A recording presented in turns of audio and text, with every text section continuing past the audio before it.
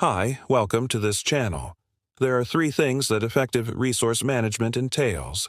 First is process implementation, second is employee empowerment, and third is cultural development. Now, if we look at each of these one by one, let's start with process implementation. What does that mean? Process implementation means that you have a well-defined set of processes that will help your organization function smoothly. For example, if somebody applies for a job in your organization, do you have a well-defined recruitment process? If yes, what does it entail? Does it entail a series of interviews? Does it entail an assessment process? What kind of assessment do you do? Do you check the candidate's references? How many rounds of interviews are there? What do you discuss in each interview round? Is there a structured format or unstructured format? All of these things need to be defined as part of your recruitment process. And once you have hired the person, what happens next? Is there a structured onboarding program?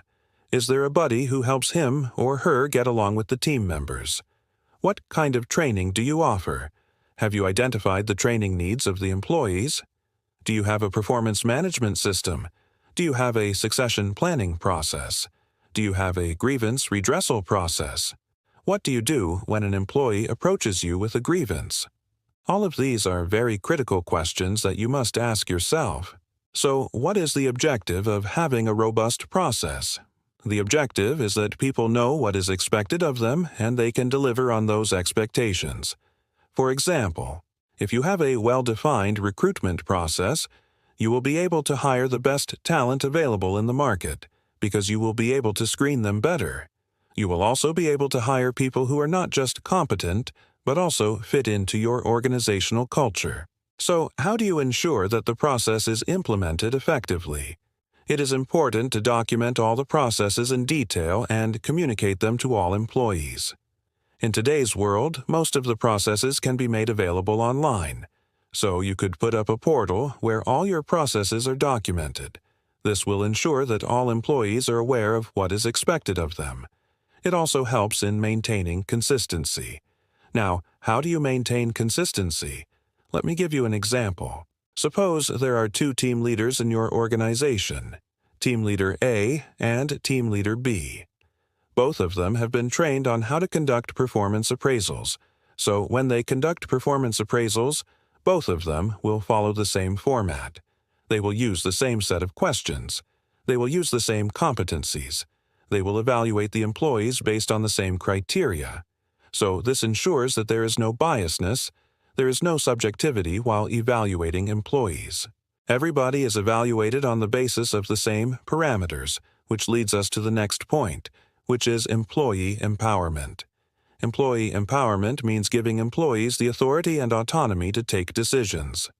Earlier, we used to follow a very rigid hierarchy where every decision had to be escalated to the top management for approval. Today, organizations have realized that this is not a very effective way of functioning. It leads to delays. Also, middle-level managers do not get enough opportunities to exercise their discretion and judgment. So, what has happened over the last few years is that organizations have flattened their hierarchy and given more and more power to the employees at the operational level. For example, today, most companies give their frontline employees the authority to make decisions about customer service. They are given the authority to make decisions about product quality. Even in some organizations, they are given the authority to decide whether they want to continue working with certain suppliers or not. So you can see that organizations are giving more and more power to employees. But why is this being done? This is being done to increase employee ownership. When employees are given the authority to take decisions, they feel more responsible for the outcome. They will try and take decisions that are in the best interest of the organization. Giving employees the authority to make decisions also increases their engagement levels because their discretionary effort starts flowing into the decisions that they make. And ultimately, it helps build a culture of entrepreneurship within the organization. Now, how do you empower employees? One way is to give them adequate training so that they are capable of making sound decisions. Another way is to clearly define the scope of authority for each position. Then there should be a well-defined escalation matrix so employees know whom to approach in case they need help. Finally, let's talk about cultural development. Culture is extremely important for an organization because culture influences the way people behave, the way people interact with each other. Culture determines the attitude of people towards their work. Now, what is organizational culture? Organizational culture is the shared set of values, beliefs, norms, behaviors, and expectations that influence the way people interact with each other in an organization. So, how do you develop a positive culture in your organization? There are many initiatives that you can take. The first initiative is to define your core values. What do you stand for as an organization? What are the principles that guide your business? Once you have identified your core values, they should be reflected in all your policies and practices. For example, if one of your core values is innovation, then you must have processes and systems that encourage innovative thinking. You must reward people for innovative ideas. Similarly, if diversity is one of your core values, then you must have policies that promote diversity. Your recruitment process should ensure that you bring in people from diverse backgrounds. Your performance management system should factor in contributions made by employees towards building a diverse and inclusive workplace. So, whenever you are formulating any policy or practice, always ask yourself, are you reflecting your core values? Another thing that you can do to build a positive culture is to encourage employees to follow the values. How do you do that? By recognizing and rewarding people who demonstrate the core values. Every year, many organizations publish a list of employees who have exemplified the core values of the organization.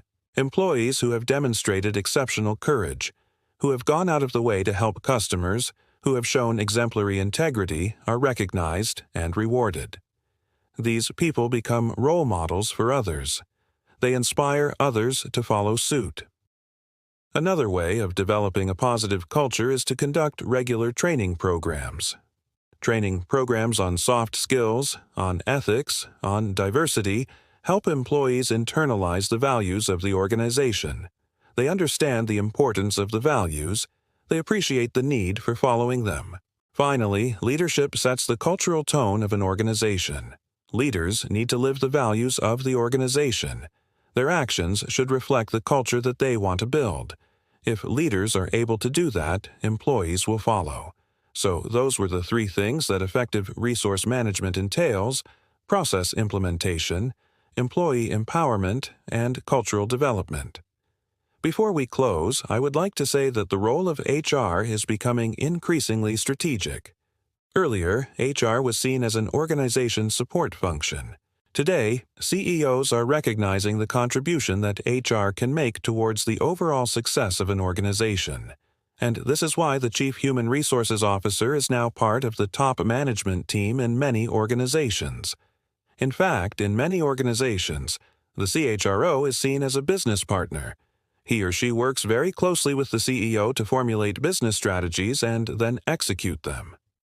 Thank you for watching this video. If you liked it, give it a thumbs up. Also, don't forget to subscribe to this channel. We have a lot of insightful content planned for you. Until next time, take care.